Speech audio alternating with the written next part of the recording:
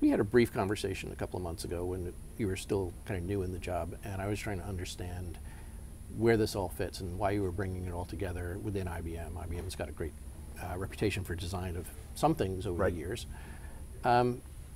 What led to the creation of the design centers, to you having this centralized role within the company instead of having 50 people that are doing it project by project? Yep. From a strategic standpoint, Sure. Where does this fit within IBM? Yeah, no, great question.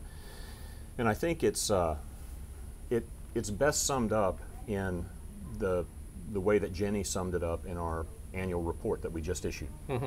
And she talked about the fact that IBM had recognized the interconnected planet about 5 or 6 years ago, the smarter planet, Right. and that we've now evolved that and said that there is a smarter computing platform that enables that smarter planet. Right.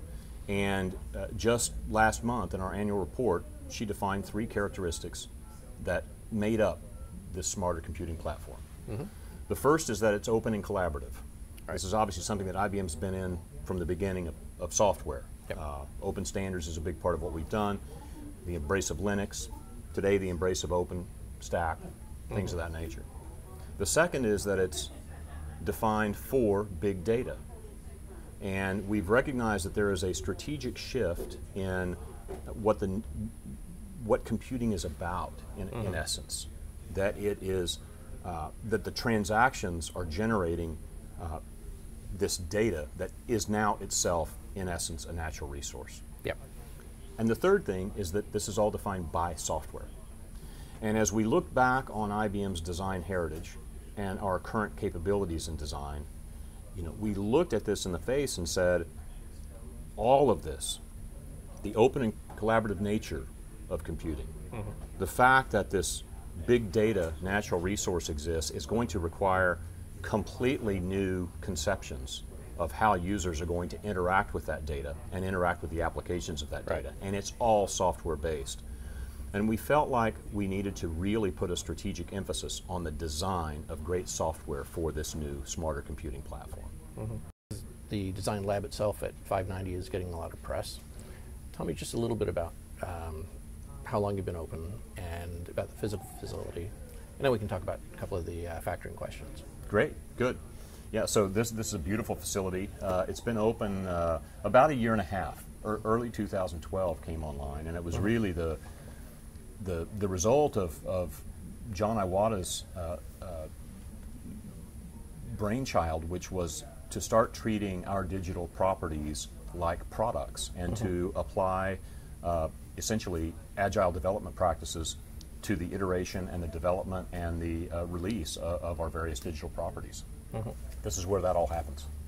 That's fantastic. So across the product portfolio, and we've just taken a walk around and seen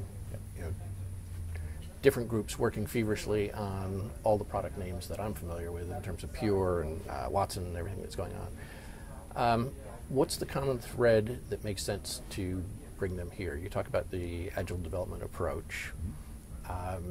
Is this something that, and we talked earlier that you're going to have a similar center in Austin coming up, right? Right. Is this something that ultimately you'll be able to distribute so that people who work here in design then go back and work on projects in other places? Or do you think you get more out of it by having it centralized? Well, collaboration and serendipity plays a role, I think, in design and in ultimately getting to great outcomes. But we do this on a distributed basis today. So let me just kind of put this in context.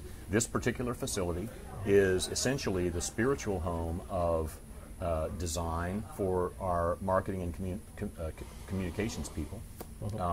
In the same way that our Austin studio that we're building will be the spiritual home for product design. Okay. Having said that, we have homes of great design all around the world.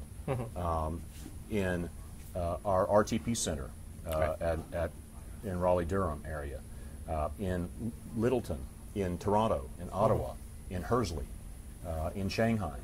So we have